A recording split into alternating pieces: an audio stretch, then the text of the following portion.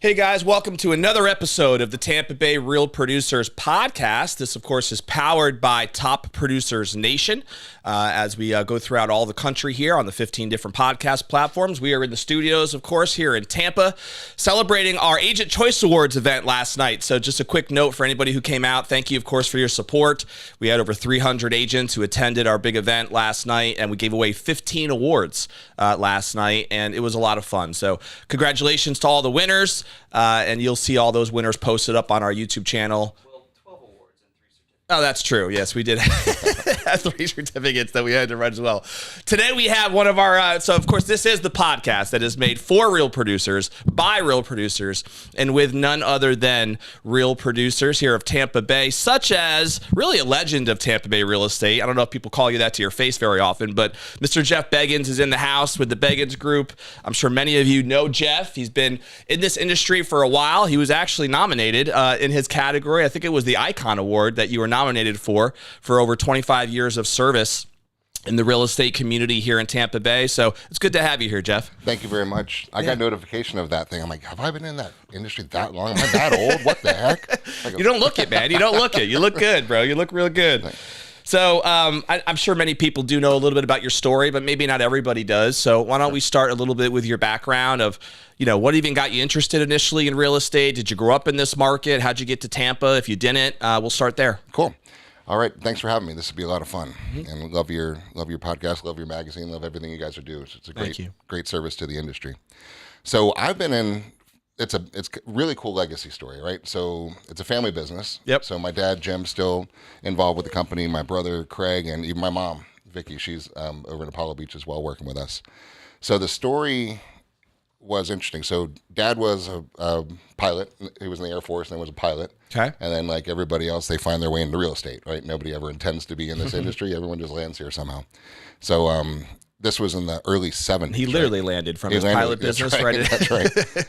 So he landed in Miami, had the top listing office he was managing down in Miami called Tarno Realty down there. Okay. And there was this new idea coming up at the time, and it was franchising, and it was real estate franchising. There was this couple choices. There was this gold jacket company, and then there was this red jacket company called Red Carpet at the time, and they were kind of battling to see who was going to be what. And Century 21 just had offices in California, and Art Bartley and those guys had this big dream to be the first nationwide real estate organization, right? Okay. So the first franchise sold outside of California was to my dad, right? So he was able to get the master franchise for this area for the state, which at a time meant nothing because nobody knew what the hell Century 21 was at that time. So he went door to door to Don Hill Realty and said, you know what, you really need to become Century 21 Don Hill Realty, and here's why, right? And so did what all of us do, prospect nonstop and try to find some leads, and built it up to about 320 offices, about 4,500 salespeople. All in Florida? All in Florida. Okay. And what year was this? Started in 73 okay. before me, right? So then he just started growing it, and then sold the region. And at that time, Century 21 bought their regions back and just kind of restructured themselves, which may or may not have been a good idea, but we'll see. Is that still a business model that operates today? Which one? The franchising model with like building out those brands on a national level? In the regional level? Yeah. Not really. Not the way it used to be. It used to be, I think, in my opinion, no offense to anybody else who doesn't like this one, but I think that was the way to do it. Yeah. If you can have a core central service offering that can support people with one culture, one voice, one way, right? I think that's a problem in the industry, which we could probably get into later, but I think there's way too many ways, super fragmentation around, and not really any real cohesive way forward. But so that's what I think was interesting about that. So fast forward to that, the regions were bought back, and then this was in Miami at the time. And then so my dad moved the whole family up to Tampa Bay, and he found a piece of property down in this little obscure area at the time called Apollo Beach, right? And Apollo Beach, they had this 83-acre subdivision of this waterfront property, no roads, waters, or sewer yet, in a place called Symphony Isles. Those who are watching probably know the community now. So he ended up buying that and developing that and turning it into homes and townhomes, built a little marina on the beachfront there. And then it was a little company called Symphony Realty at that time. And Symphony Realty sold Symphony Isles, just total niche down farming, right? And then so that was separate from Century 21. That was Century 21 was gone at the time. Sold out, sold the region, everything was done. Oh, okay. So he left Century 21 after that sale. Okay. And then so that was in the early 90s. Right? I grew up in Apollo Beach. We lived there. I went to Berkeley Prep here in Tampa, so I did that long commute, waving to the cows every morning, and then grew up there. And then so Apollo Beach started building up, and then my brother Craig, who's in the business, he's the broker. We're all brokers, but he's the one that goes to jail when the agents screw up. Yep. On this one, I'm the backup. So, but the one with all the liability. That's right. On that company at least. So then 92, we started Century 21 Beggins Enterprises. Okay. And that was Craig, Mom, and a couple agents that are actually still with us. That was it. And in 92. And I was just graduating Berkeley back then. Okay. And so then I went off to University of Florida and did all that stuff up there. And then came back into Florida and got my business degree up there. And then came in and said, what do I want to do? And Dad's like, don't touch real estate. It sucks. It's a terrible industry. Run. Just go use your degree and go have fun and figure it out. And then he was really good friends with. So that meant to you, all right, time to get into real estate, right? I guess. Oh, yeah, I'm not going to do that. So at the time, he was good friends with, in real estate, the Ferry organization, right? So you had Mike Ferry and Tom Ferry and Matthew Ferry. Great coaching so programs. We kind of grew up with them. Dad's good friends with Mike. Cool. And Matthew's still good friends with ours, and Tom's awesome with what he does too. So kind of went through, and I started listening to a lot of the things and got to know, listened to Superstar Retreats and all those, and I'm like, what? Look at these people. And then I started when I got a job with Ringhaver, Caterpillar, Ring Power, now heavy equipment sales and stuff. And good business, and then the top people were making 100, 150 grand a year, but that was it. So I was tucking in my mind, I'm like, that's it. Like, we can do more. And then in my ear, these people that I've seen and watched and saw what they did, and they're making $1 million a year, right? So how are they doing it? So went to one of the superstar retreats and met a couple people that were actually doing that and saying, how are you doing that? Actually really inquisitive because success leaves clues. And so what were they doing? And one of the guys was here in Tampa. And I said, can I just shadow you for a couple of days? I just want to see if you want to do what you do. And he was actually kicking back, and he had an auto dialer, and he was just making a couple hundred calls a day. Somebody would answer, kick into the script, right? Set a couple of appointments. I'm like, that's it. Right? He was kicking back, legs up, cup of coffee. Sure. Just doing a script from memory. I was like, that's pretty interesting. Then you see more and more. I'm like, well, there's nothing special. Yeah. Right, hard worker, but there's nothing like, it's not a superstar, it's not 12 feet tall, right? So anybody can do that. And then you start to see all the people that can do this, like, all right, what is it? And then, so long story short, I wrote a little letter saying, I'm coming in, I don't need anything, let me try to prove it, I'm going to follow the system and see what we can do. And then it just became a listing machine, right? My whole concept was at the time I had a little apartment, and a little 1-bedroom apartment, I took a door right from Home Depot and put it sideways on the wall, put my vision boards up, had my mirror up there, had my scripts, had my dialogues, had my affirmations, all the stuff, I love it. right? Yeah. And then I had two I'm a Tony headsets. Robbins guru there, so I could see all the visualization. Yep. Yeah. And so I was sitting there, and I'd have my my 2 phones, my 2 headsets, and I would just dial, right? Just dial, because you start with one, and you're like, well, okay, well, then you spend so much time, and people are hanging up on you, and you're like, that dead time, voicemails, all that stuff. So like, introducing 2 phones. So you get 2 phones going, then you can increase your effectiveness.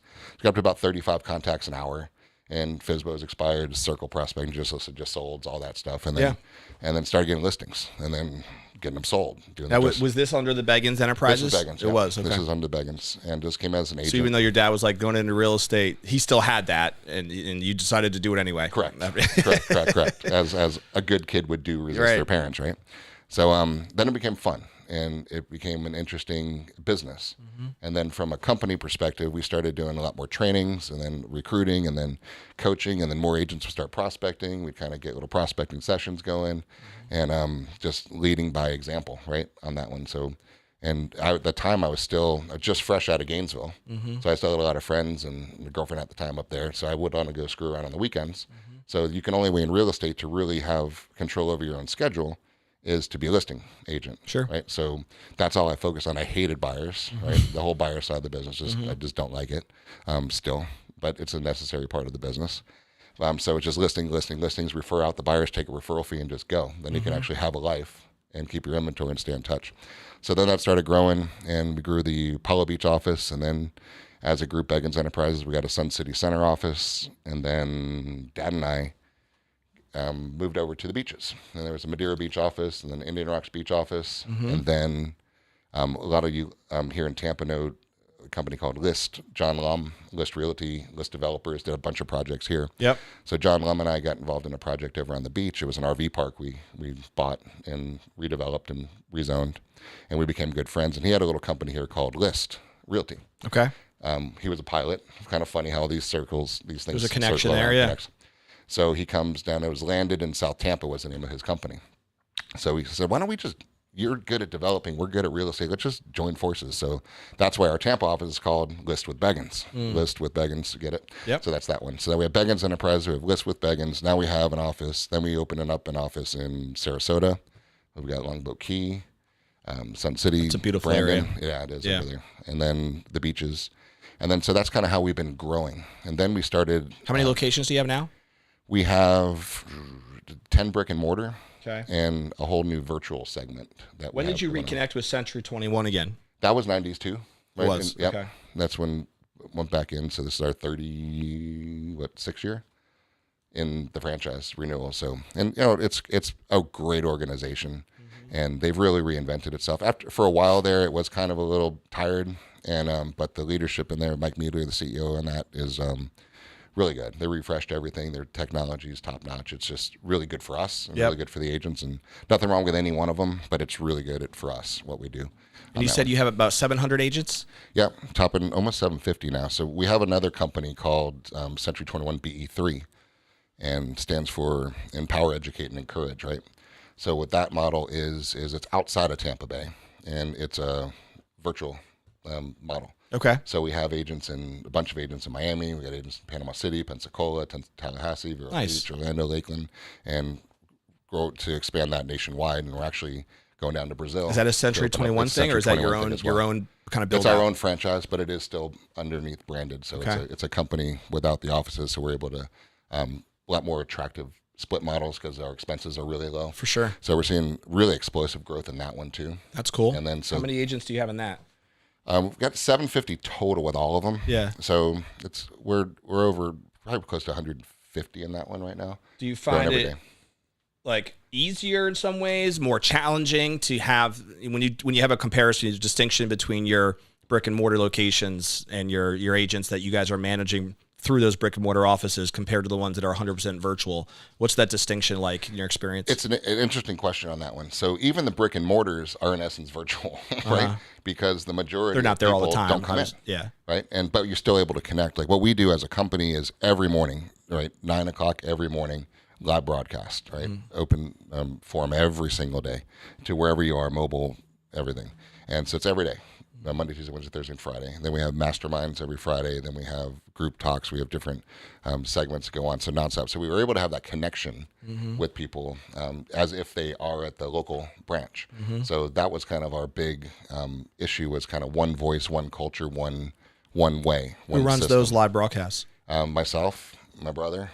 Right. Nice. We have a really awesome leadership team. That's cool. And I think the key. You're just doing training every day through those? Every day. It's training, coaching, masterminds, and some positive recognition, that kind of thing. Everything. And then with all the changes going on in the industry right now, you got to stay ahead of it. You got to be on top of it. And so it's an interesting time in the business. So we're excited, kind of moving ahead of where we think it's going. And we're excited about that. Yeah. Well, let's talk a little bit about that. With your experience, so do you still do self-production as well? I do development now. Okay. Right. So I live in Madeira Beach. Yep. And so we love that town so much, and a lot of opportunities have come that way. And so we're doing a big hotel. We're doing a Marriott Autograph hotel we're building called the Beachmaker. Nice. And that we just haven't really officially announced it yet, but Business Journal just announced it last week. Now I think we just did. The Beachmaker Resort. Nice. .com. Check it out. But what we're doing, we're selling 161 condo hotels, and we're going to do a revenue split with all the owners on that one. So we do that. We're building some townhomes and some condos and some large vacation rentals, and really just finding the voids and the niches in the markets and building what's not there. And I love the vacation market, and that beach is just awesome. So that's kind of the only production I really do, is selling out those projects. I'm a little control freak on the project, so I like to be the point and get those going. So that's kind of where my production is from. That's it. Okay. So from your perspective now, Jeff, how has, I'm assuming obviously the real estate market has changed since the early 90s compared to what you've seen over the years with the ebbs and the flows. But what is your opinion on the market today, on where it's at, and what gets you excited when you look forward to the future, where you think things are going, do you have any concerns about where some of these things are going and how that's going to be dealt with? What are some of those thoughts there? I think it's a great question, and I know there's a lot of different opinions on what's going on there. But what I'm excited about is when the market's doing what it's doing right now, which is a little stagnation, right? It forces good people back into sales, right? And I think there's a lot of people, and not to their fault, but they entered into a market when it was really easy, right? It's really not hard to sell 3% interest, right? With a properties that's appreciating 20%, right? It was like shooting fish in a barrel, right? And so there wasn't a requirement for a tremendous amount of business acumen, right? Focus, skill set, practice, right? Really spot on sales. So what I see this is happening now is kind of a land grabs going on with the good agents that are able to really scoop up market share, because you have a lot of agents that are a little paralyzed right now, saying, what's going on? My listings are expiring. I'm not getting the traffic, and my sellers are pissed at me. What's happening? And it's weird, right? And so you got to always go back to the fundamentals on any business. So this is a time in the industry that if you're not going into fundamentals and you're not going back to basics, you're not sharpening your sales skills, your communication skills, you're going to be left behind, right? Especially with the NAR ruling coming in with the buyer side of the business, that's going to shake up a lot of people. But those who are already grasping onto it right now, they're going to kill it. They're just going to totally crush it. We've had some people on. Michael Wyckoff came on here last week. I'm sure you know him. Yeah, I know him real well. President of Pro last year. So we talked a little bit about that, about the NAR settlement, as well as the potential merger between the two associations that he's working on pretty tirelessly right now to try to get through. But what type of I guess my question is, as a leader, when you have these 750 agents in your organization and something like that type of a settlement comes down, right? Like, is there an immediate freak out with a lot of different agents that you're trying to put out fires? Or are you handling that with some consistent training, like as part of your daily podcast that you were talking about? How did you approach that type of a change? How some people would view that as a pretty big deal, right? A mega change. So what was that reaction like from the agents in your team? And do you view it as an opportunity, or what's your thought? Great question on that one. So the initial reaction is to not react, right? Which I think a lot of people did a little too early on that one, because the reality of it is what it is, right? So you've got to adjust and absorb truly what it is and adapt to it. So what it truly is something so simple, right? It doesn't need to be blown up the way the media is blowing it up, right? Yeah. What happened in the short version, there's a data field that's now eliminated, and we have to put our clients on a contract. That's it. Right. Somewhere that's all that happened on this one. But the ramifications of that, it's different. It's changed, and people don't like change. And no, that's not the way I used to do it. I hate it. What's going to happen? Yeah. The industry's dead. Now discounters, 1% don't have to pay. All the other stuff can spiral people out of control. And I know several people that are still spiraling out of control. Yeah. But the smart business people are saying, wait a second. So what we're training on it is, all right, on average, a buyer comes in contact with 17 people from the time they drinking one night, clicking on Zillow about a dream to move to Tampa or wherever it is in the world, to the time they pop into some open houses, hit on Redfin, hit on Homes, hit on Realtor, pop into Starbucks, see a guy with a name tag on. They're in touch with 17 agents across the board, right? So now the smart agent is saying, wait a second. As soon as I meet them, all I have to do is sharpen my presentation and my communication and my skills and be able to just connect with you and say, man, let me interview for the job.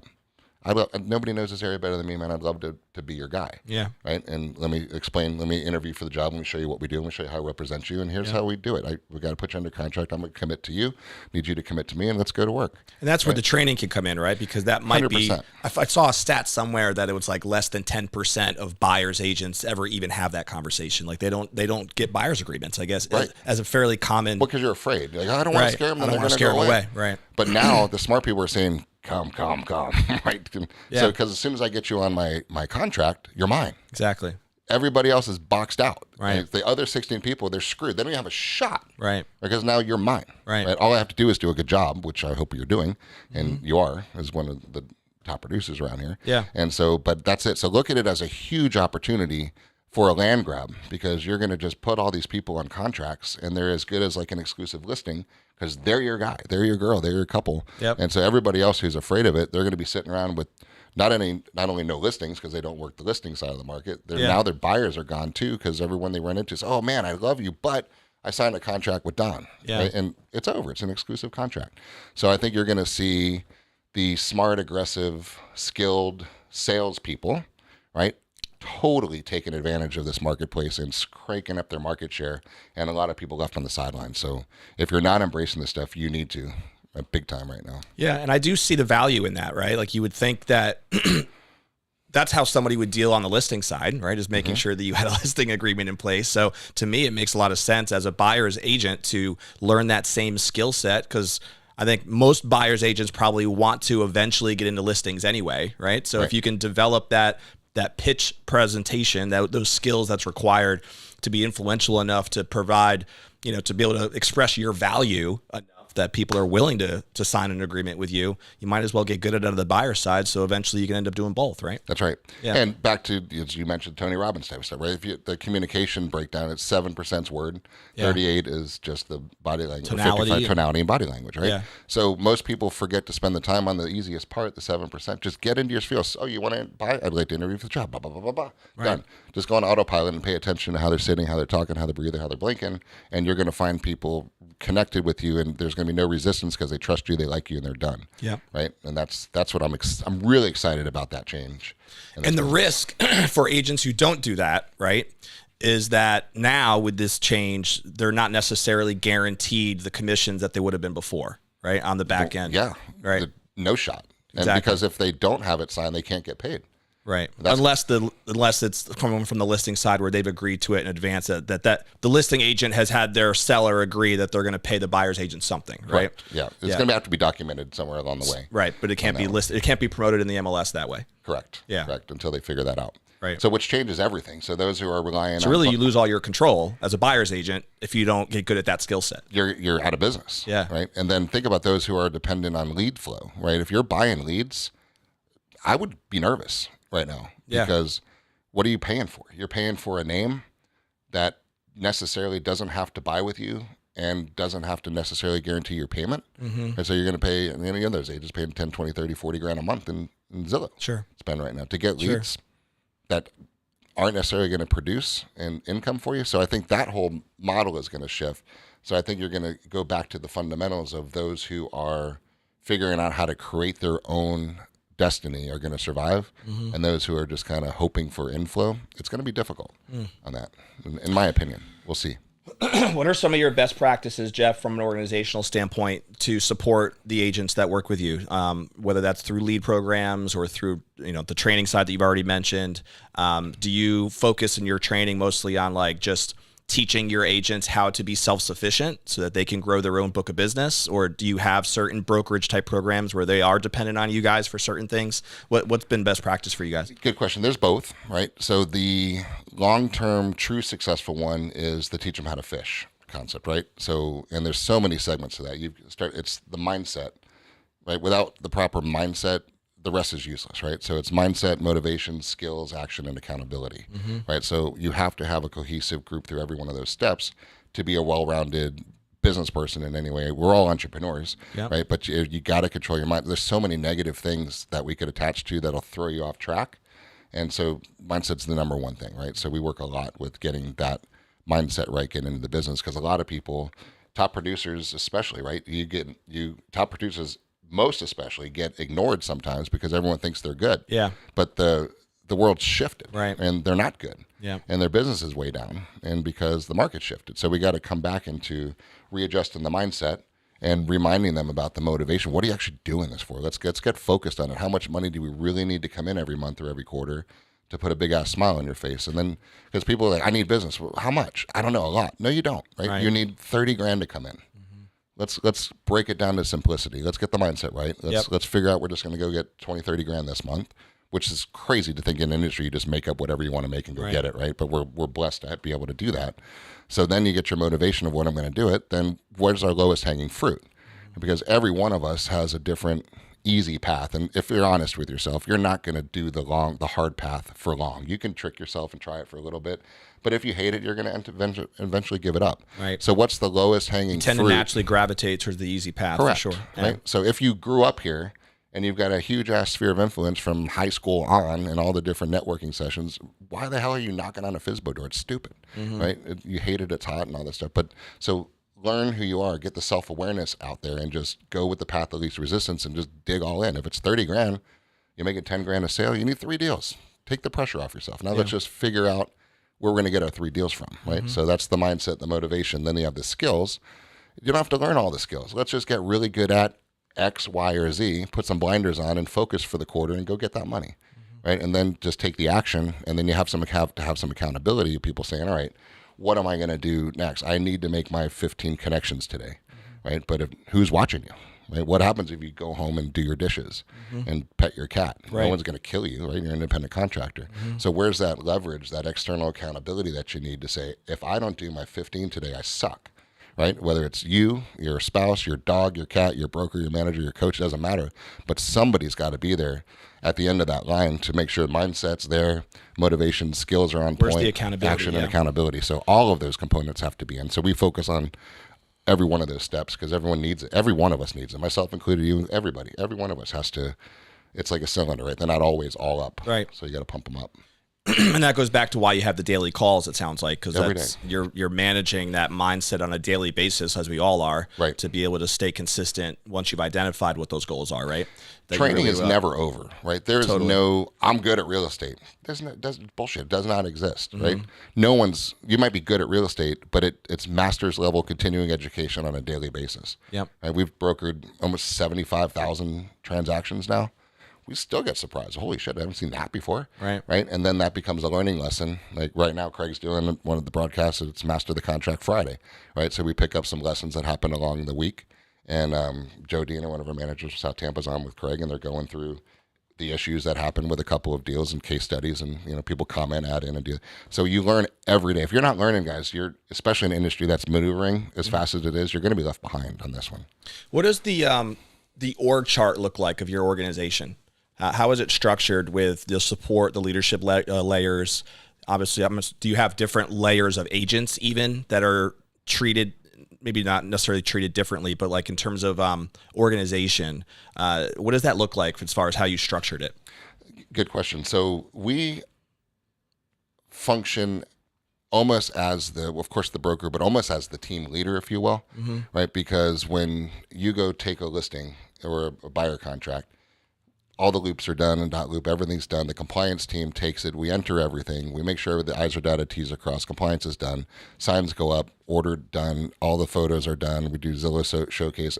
Everything gets done the way it's supposed to be done, because you as an agent, your highest and best use is what? Talking to people, right? So all the non-income producing activities, we really try to take away from the agents to let them go get their 3 deals, right? Whatever that takes. So we have a leadership team we're just blessed to have from a skill set and a training abilities, and everyone's on the same page with where we're going as the company and the mindset. So we really provide all the support for them to really free them up to do. And then we have local. So that support is also staffing, right? Staffing. Staffing, yeah. We got managers at all the brick and mortars, right? But they don't have any fiscal management responsibility except recruiting, training, and coaching, and holding people accountable. And so that's it, because that's what the agents need. It's like, hey, I haven't seen you, get your ass in here, what's going on, right? And you're like, hey, I'm fine, don't mess with me this month, life is good, or I'm having a meltdown, help me back on track, right? Because we're all of us, and every month are one of those, right? So so that's it. So it's really connecting with the group and acknowledging what they want. We kind of work on a quarter by quarter basis. So like, what do you want for Q2? Like, what is the end game? And what level do you need it? How important is it to you? How much accountability do you want us to pat your back, kick your ass? Like, what are you right now? Yeah. Because the 1 year ago version of you is different than the 2 year from now version of you, way different than the 3-year-old version of you.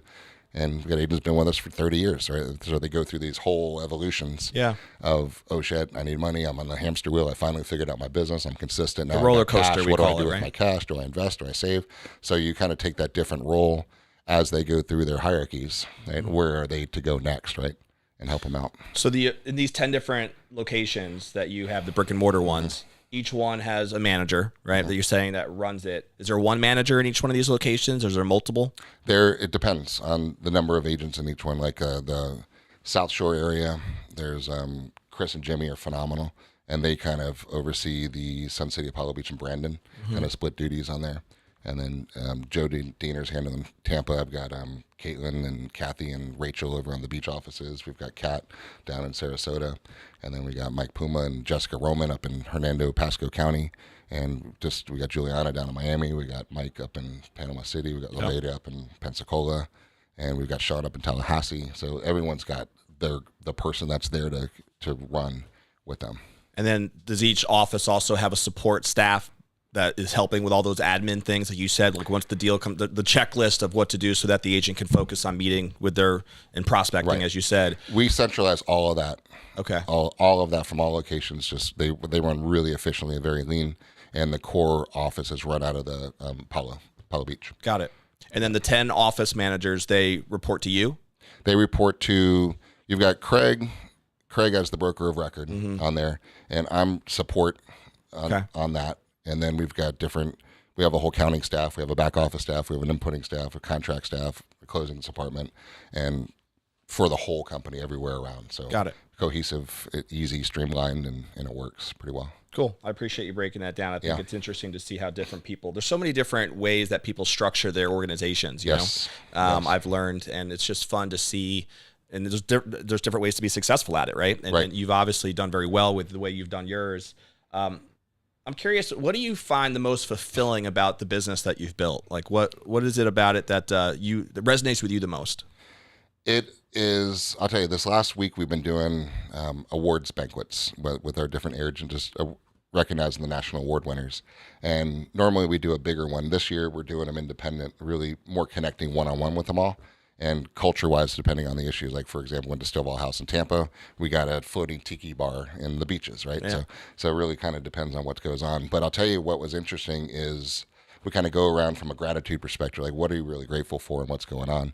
And to watch the evolution of people's lives is really touching, right? Mm-hmm. And you get people that started out not knowing shit about anything, right? Not having the mindset to be an entrepreneur, because it's tough, guys. It's difficult. This is not an easy business. It beats the crap out of you.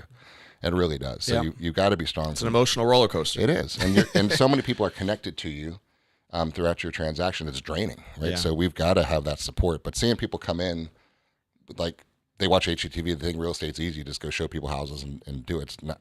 We all know it doesn't work that way. Right. So it's about getting into the business and watching them get competence and confidence, right? Which is, if you drop me into a pipe fitting business tomorrow, I'm going to suck at it because I don't know any of those skills, right? So you got to take time to learn the skills and the crafts and the trades in order to do that. So what I love watching is the people that go from that step and the first deals, right? And then the second deals, and then their first international award level.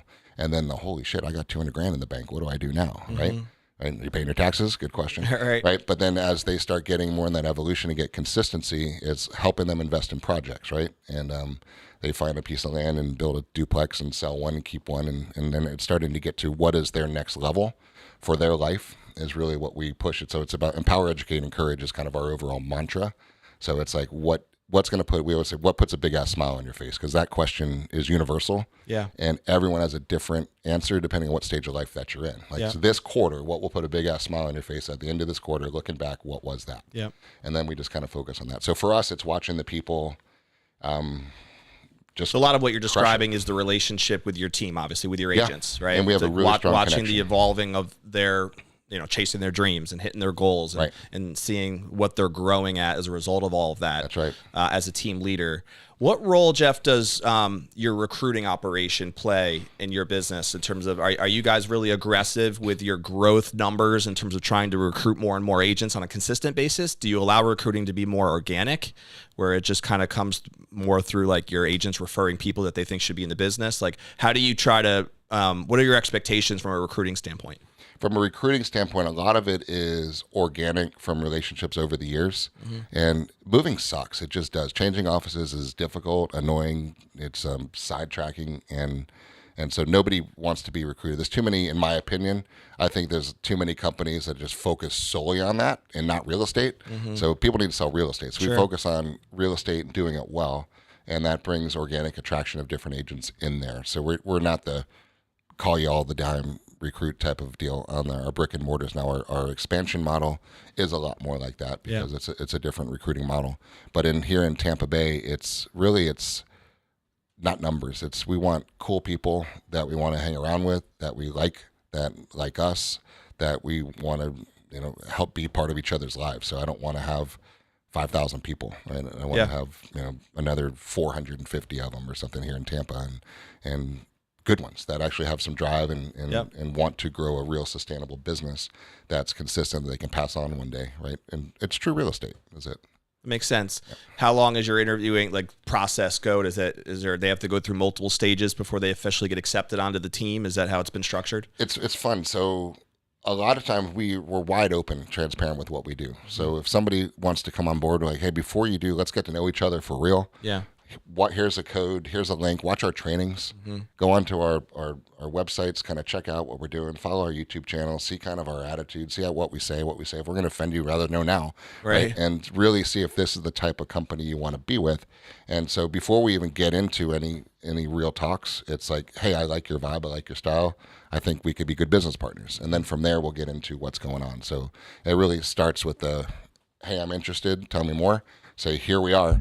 And if you like that, let's talk. And then so that's kind of the way it's. Okay. So you allow it to happen organically based on feel us out for a little bit and see how it goes. Feel us out. Let's feel you out. Let's see if you like the vibe, if you like the energy, great. And if you think we can help each other's businesses grow, let's do it. Makes sense. Yeah.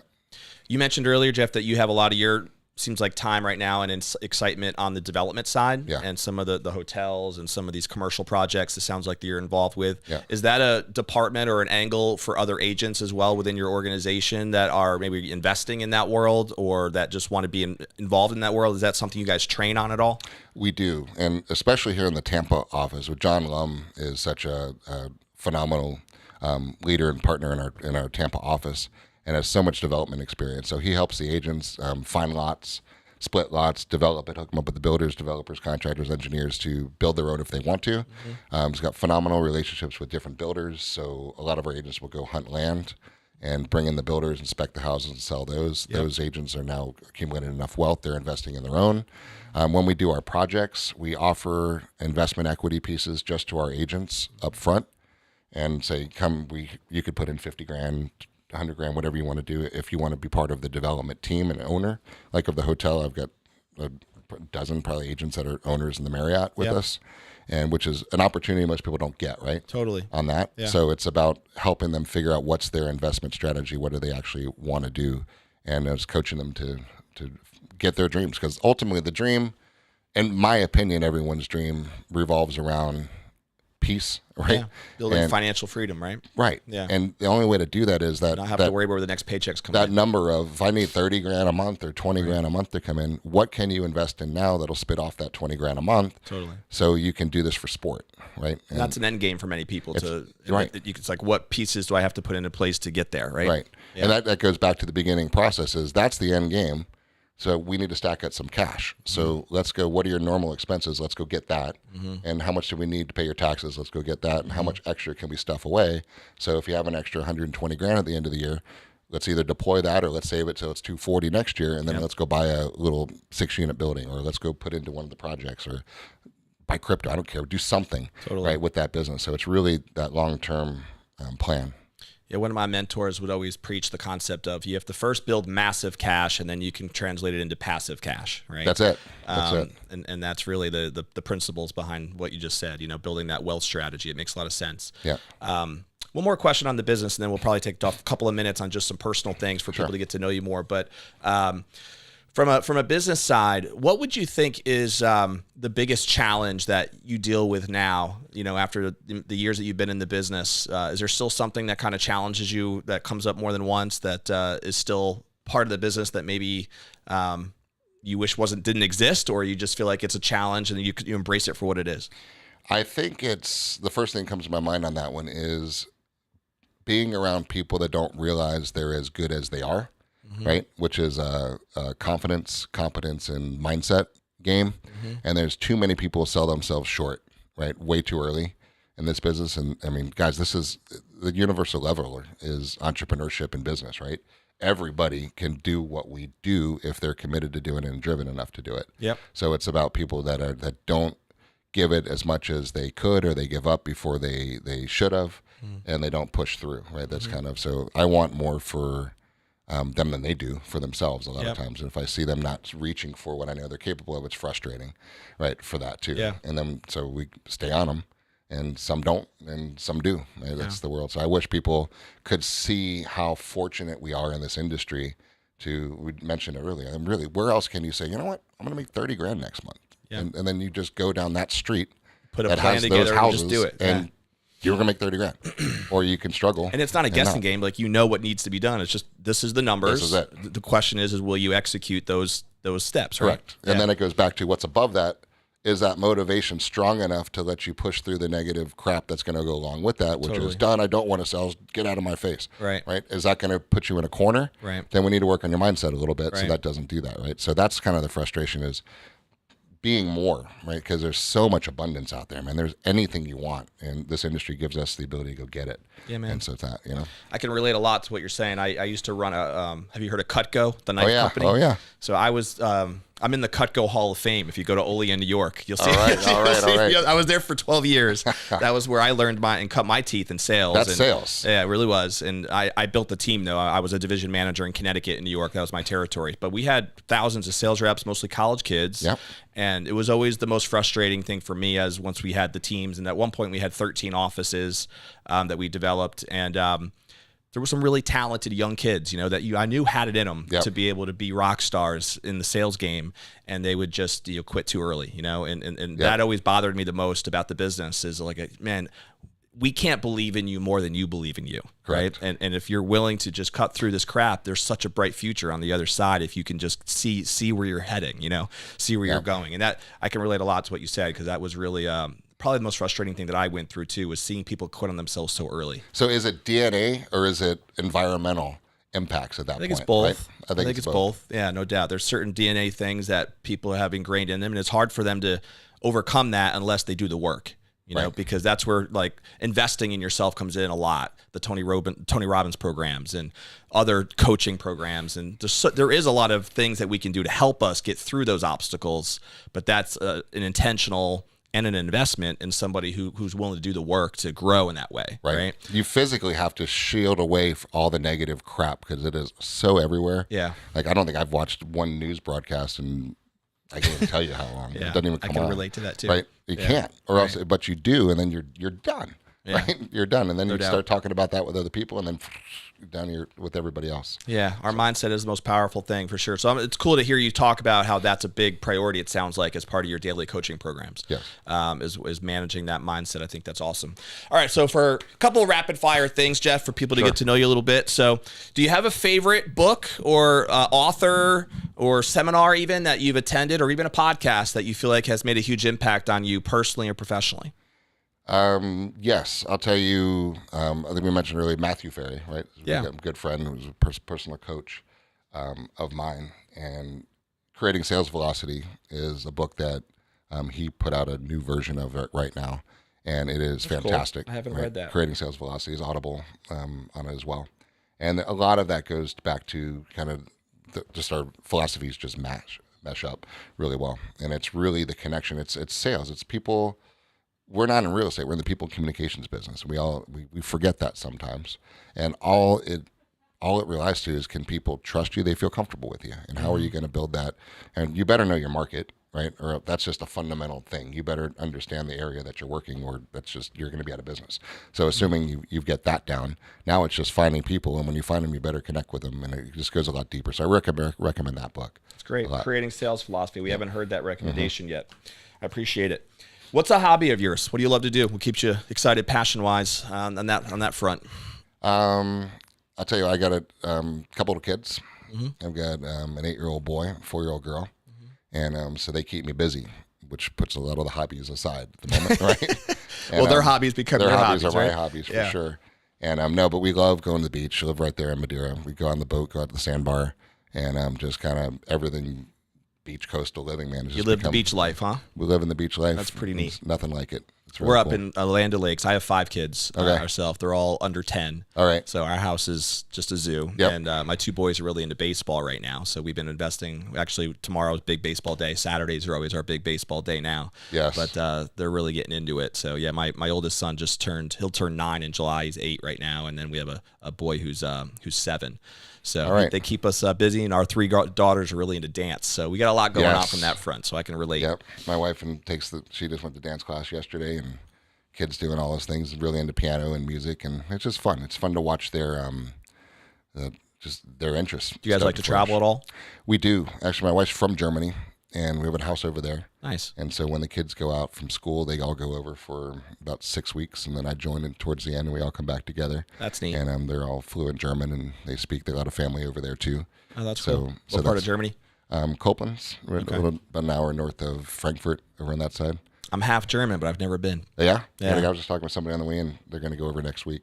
So it's just neat to travel and just throw those experiences out there. And as you know, our job now is just to instill confidence, self-confidence, and experiences to kids. Yeah. Right? And still, having some fun doing what we're doing. So that's the real trick. That's the real mindset training right there, right? No doubt. What we teach our agents, making sure we're developing that same value for our families. And ourselves too, because we slip too. We got to always Totally. go back to refocusing ourselves as well. No doubt. So last question I'll have for you, Jeff, is, well, I guess not quite the last one, but 2 more. At some point when you're sitting down at that rocking chair years from now and looking back on your legacy, right, and what you want to be most remembered for, what do you think is most important to you in terms of what you would want to be most remembered for, what you'd want your legacy to be? That's quite a question. That's quite a question right there. Um, I think the passion into what I do is, I think, what some people will remember me for, and really caring about the people that I'm associated with and helping them, and then leaving strong, confident kids, right? And then a passion of mine is also doing a lot of ocean habitat restoration work. So I want to make continue to make a big impact on that. And then so I think hopefully we changed a lot of people's lives and help them live a better one while having a good one myself and for the family too. Very cool. How big is the Beggins family, by the way, with your brothers and your parents are still in the business? It good, sounds like. Yeah. So good. So my dad, I'll tell you his age through a joke from my son. So my son Kai, he said, "All right. So what did Grandpa say to the pirate?" I said, "I'm 80." Right. So Grandpa just turned 80, and he's the oldest of 11 kids. Wow. Right. Little Irish Catholic going on there, and so his birthday was a couple weeks ago. So we have a bunch of them flying in right now. People are flying in all throughout the day. And we're having a big party this weekend. That's awesome. So tonight, they're all staying in one of the hotels. And Saturday, we got the big giant tiki boats going out. We're going to hang out at the sandbar all day. Oh, that's cool. And then we got a big pizza sunset party. Beggins Bash this weekend, Beggins Beach Bash, baby, Madeira Beach. And then on Sunday, my son's birthday is actually in January, but it's cold, and he's a beach kid. Mm-hmm. So we always like to celebrate his birthday later. So it's kind of almost end of the year school party. So behind one of our hotels over there, we own the schooner in Madeira Beach. We're putting a big water slide up and got pools and bars and music and stuff going on. So we're going to have a big old bash. So it's a huge beach party weekend. So that's neat. Dad's one of 11. So I've got uncles and aunts and cousins all over the place, literally all over the world. And Mom's one of 5. And there you go. So we've got a bunch of people around. So just me and my brother here locally. He's got 2 daughters that are actually in the business, Jessica and Sam. Hey, Jess and Sam. And then they're agents. Yep, Jessica's an agent. Sam is in the back office. Okay. Helps that grow here. Nice. So it truly is a family. Truly is a family affair. So is your dad still working? Yeah, kinda. Yeah. Right. He's the patriarch, just kind of overlooking things. He's the OG, we call him, right? Yeah, that makes sense. So he's got such a wealth of knowledge. We're just very fortunate to have him around and to be able to learn from what he's done and just have his guidance. It's phenomenal. So he goes to Madeira Beach too, so I'm fortunate to get to see him. That's awesome. There too. So we're going to celebrate him a lot this weekend. So, well, you guys have an amazing weekend. It sounds like this should be a blast. The Beggins Bash this weekend. Yes. Last thing I have for you, Jess, if somebody wanted to reach out to you, maybe it's an agent who listened today and was just loved the kind of the organizational style, I would call it, that you described, that you guys have really worked hard to establish, or just wanted to pick your brain a little bit with your years of experience in the business, what's the best way for someone to reach out to you, Jeff? I am more than happy. I do it all the time, and that's kind of, as we talked about, it's kind of the passion to do that. So you can get me on Instagram, Facebook. Just Google me, Jeff Beggins, Century 21 Beggins, and tap my cell phone is all over the place. Call me directly, and I'm happy to help guide and do whatever I can to help you guys live a big ass smile lifestyle. That's what we're here for. Is that like the catchy motto right there? Big ass smile lifestyle. It is because it resonates with everybody. So, and if you're not, there's a difference between a smile and a big ass smile. For sure, right? Yeah. So smiles are kind of smirky bullshit, but the big ass smile you can't fake. It's like, yes, that's what I want. Genuine, yeah. Genuine, like what really makes you happy. So if you're having trouble finding that and need a little help, and if we can help, we're happy to do that. So that's awesome, man. Yeah. Well, guys, we're going to end the episode the way we always do, which is with a challenge to take action, right? I know we talk about that if you don't do something, even when you take the time to listen to this podcast, maybe you're watching us live through Facebook or YouTube, or if you're listening to this through any of our podcast platforms, what's one thing that you can do from this conversation that's going to propel you forward so that you can build momentum? Maybe you need to pick up that book that Jeff mentioned, Creating Sales Philosophy might be a great step in the right direction, or maybe just reach out to someone like Jeff. I mean, his conversation, I hope it gave you the impression that he has a lot of knowledge and wisdom about not just the real estate market, but the dynamic of building teams, right? And how to get high performance functioning teams to thrive. And, whether it's, I know we talked a lot about mindset and the importance of that, and being a part of an organization that supports you and being able to set the right mindset, and then understanding your goals, creating your goals, and then knowing exactly the steps needed to accomplish those dreams, right? So Sounds like Jeff has built an organization that really supports its people in that way. Maybe you're not feeling that support, right? Wherever you might be, and you need to have a conversation with him or someone similar to be able to see where you can find that support. But do something, right? Take a step in a direction that's going to propel you forward personally and professionally. And if you do that, then this time would be worth it that you invested into this podcast. If you don't already subscribe, just click the button below so that you get notified every time we drop a new episode, which we do every week. We've 60-something episodes now, and we're not stopping anytime soon. So we'll drop a new one every single week for you to continue bringing the goods. And of course, follow us on all of our platforms, as well as our Top Producers Nation program, which is designed to help all agents. Hi, I'm Troy Walseth with Producers, Walseth Team. and we're excited to what that's going to mean and bring in the months and the years to come. So thanks again for being here, Jeff. It was awesome to have you as a guest, and we will see you, of course, on the next episode of Tampa Bay Real Producers Podcast. Check you later. Hi, I'm Troy Walseth with Walseth Teams with Keller Williams in Pinellas County, Florida. We are here at a Real Producers event, learning with the top agents in the country about how to succeed in any market. And I love Real Producers because you have an opportunity to talk to some of the top agents in the area, and they always do a great event.